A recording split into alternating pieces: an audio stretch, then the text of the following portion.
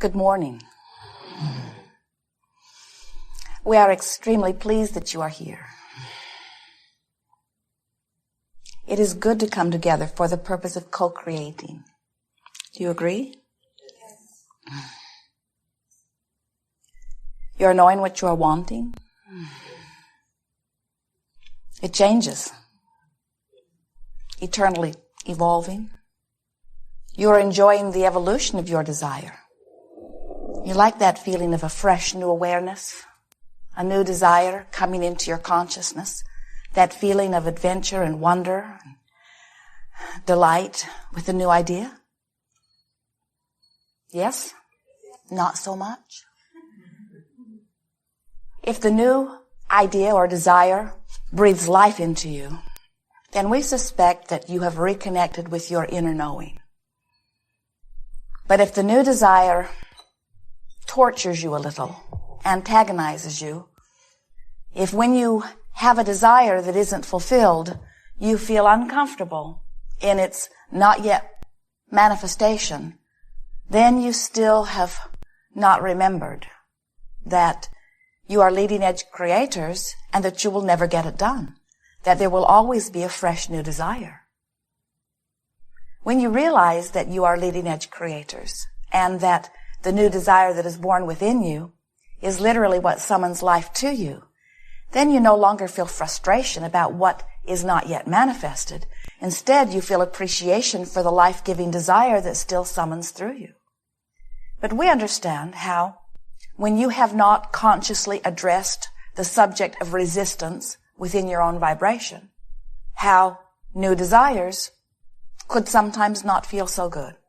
Because when you really want something, and you cannot for the life of you figure out how to bring it about, if you've got something that is plaguing you, something that you would dearly love to get rid of and just cannot seem to rid yourself of, we understand how you might be out of balance with the idea of desire, so much so that you might even begin to condemn it, begin to say that desire is inappropriate, which is odd since the entire universe is based upon this attraction-based effect where desire is born and it has the summoning capability that literally summon life force forward, which keeps us all moving forward.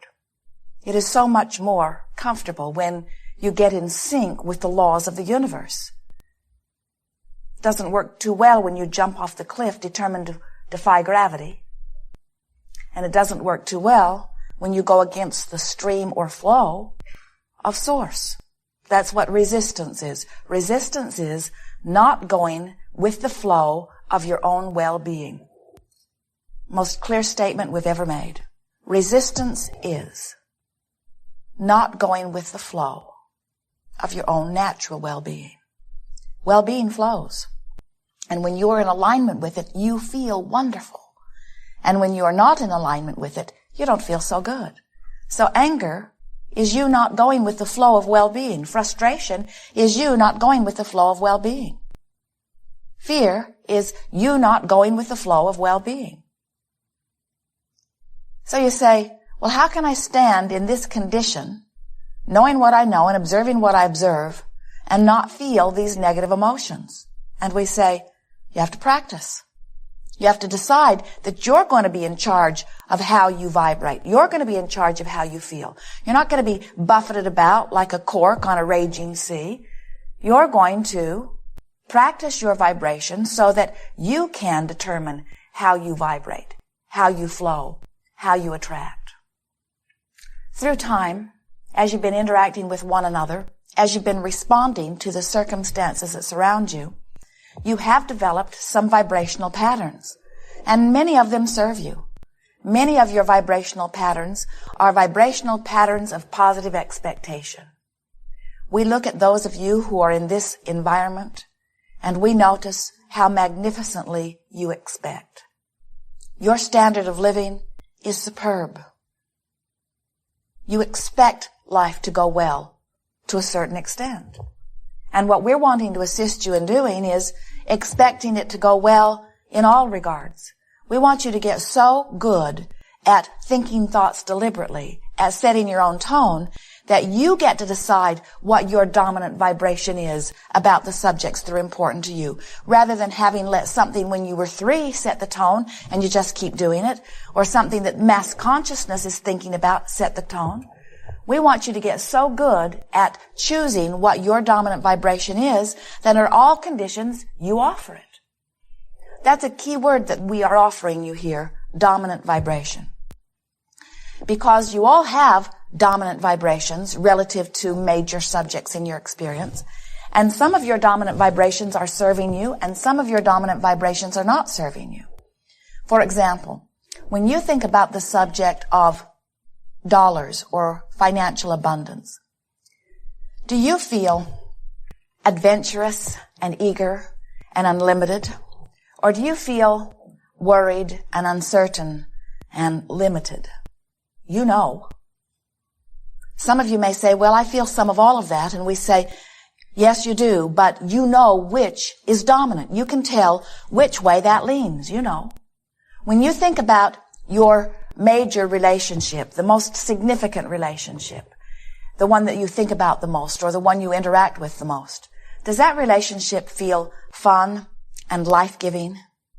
Or does it feel like struggle and hard work? You know.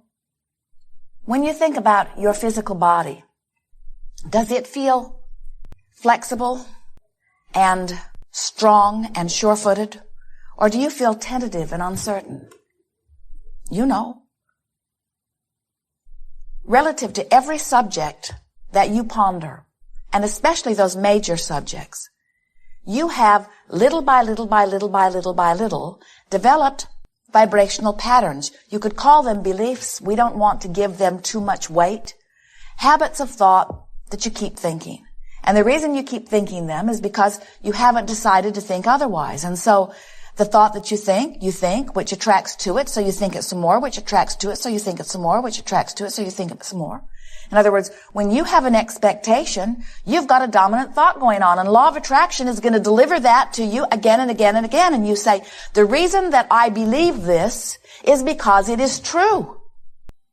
And we say, the reason that you believe it is because you practice the thought, because all that a belief is a thought that you keep practicing. And so you say, but the reason I believe it is because it is true. And we say, but why is it true? It is because you think it. It's because somewhere you got the thought, you held the thought, you let it become dominant in your vibration. Law of attraction responded to that vibration and made it evidential in your experience. And so you say, it's true. And what we are wanting you to come to realize is you can make well-being true, or you can make not well-being true. Cancer is true. It's just not usually wanted. Violence is true. It's just not usually wanted. And we want you to begin to realize that facing the facts because they are true only perpetuates the truth you would not choose for yourself. So when you begin to think about the dominant thoughts that you have, and more importantly, you begin to think about choosing thoughts that you want to make dominant, we have a process for you that will work if you will work it. And we call it the process of virtual reality. You've played this game under other titles. We've called it creative visualization. We've called it using your imagination. Virtual reality is a game where, like a director of a movie, you set the scene. You know what you want your audience to feel, and so you set them up for it. You make it winter or you make it summer. You put it in the mountains or you put it on the ocean or you put it on the beach. You put it outdoors or you put it indoors. You make it daytime, you make it nighttime. In other words, you set the scene. It has one intent only, and that is the intent of your practicing a vibration with the singular purpose of making it a dominant vibration. Sometimes people will use visualization to try to fix something that is broken. And we want you to use virtual reality for one reason only, to make the vibration that you choose dominant. Let's say that your nation is really worried about something. And it's hard for you not to give it thought because when you turn on the television, it is there. You hear others talking about it. Your teachers are talking about it in the classrooms of your children. People are having discussions about it all around you.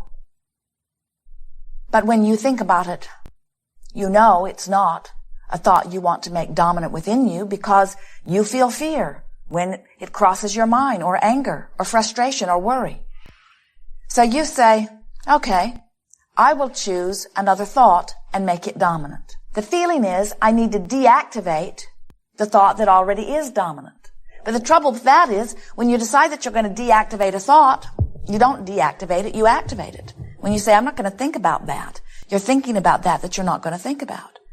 Even when you say, I don't want to be sick, I'm going to think about wellness. When you approach the subject of your physical body, when your dominant thought about it has been sickness, even though you try to do a virtual reality about wellness, you usually activate the thought of illness because that's the dominant thought relative to that subject. You see how it works? So there's a temptation when you apply these processes to say, oh, Abraham is giving me a process where I can fix this thing that's broken, and all it does is activate the thing that's broken. So without meaning to, you just practice making the dominant thought that isn't serving you remain dominant. This process of virtual reality will change that for you if you will understand this one very important thing. The process of virtual reality is where you practice your dominant thought. It's where you practice the thought that you want to be dominant until it is dominant. Virtual reality is a place where you practice the thought that you want to be dominant and make it dominant. Virtual reality is a place where you practice the thought that you want to be dominant and you make it dominant. And the reason that we're repeating this into the ridiculous is because at first you're not going to want to do that. Even Esther, as she's been practicing this for a few weeks now, finds herself sometimes right in the middle of a delicious virtual reality, and all of a sudden she realizes she's trying to reform someone, either herself or someone else. In other words, she'll be going along swimmingly, doing very, very well, and then she'll stumble into something, and without even meaning to, she'll activate something that is broken, so to speak. So, virtual reality really works best if it's short. Get in, feel good, get out. Get in, feel good, get out. So, you set the scene. What time of year is it? What time of day is it?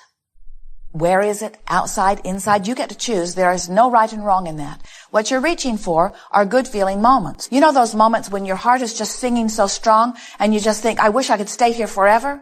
Does that usually happen to you when you're outdoors or indoors? If it's more often outdoors, then pick a scene that's outside. If it's more often indoors, then pick a scene that's indoors. Esther, quite often in her virtual reality, she's walking into a new place that is very beautiful. And often it's indoors. Sometimes she finds herself discovering a magnificent vista, and that moment of exhilaration is there. That's what you're reaching for. So you set the place and the time of year and the time of day, and then you talk to yourself about how it smells and looks and feels. You're sort of bringing yourself along little by little into this higher, better, good feeling place. And then you decide who else is with you. Sometimes in the beginning, it's better to be alone, but not always. You get to decide that. Who else is there? And what's their mood? And of course, you get to choose it. So don't bring someone who's in a bad mood and then work them into a good mood. Bring good mood people. And then exchange a few words and off you go. Now what will happen is, as you do this for 30 seconds, you set a tone in your vibration. Does it immediately become your dominant tone or your dominant vibration? No. But it begins to dilute what is. So then you do it again, and you do it again, and you do it again, and you do it again, and you don't do it because there's something broken that you want to fix. Because if you do it because there's something broken that you want to fix, you just practice the one that's already dominant. This is only to feel good, only to feel good. And with a few weeks of dabbling at this, you will readjust what is dominant within your vibration. You see, the creative process is 3 steps. The first step is you have to identify what is wanted, and you can't help but do that. Preferences are born within you all day, every day. Contrast helps you to conclude. When you know what you don't want, what you do want shoots out of you like a rocket. Whenever you know what you do not want, clarity about what you do want comes forth in very vivid terms. So step 1 is happening all over the place. Step 2 is not your work. Source energy will answer. Step 2 is the answering of what is being asked, and that is not your work. Step 3 is your work. You must be in the receiving mode. You must be a vibrational match. You must be vibrationally equivalent. You must not be vibrationally different. You must not be vibrationally resistant. You must be vibrationally harmonious with that which you are asking for. That's what being in the receiving mode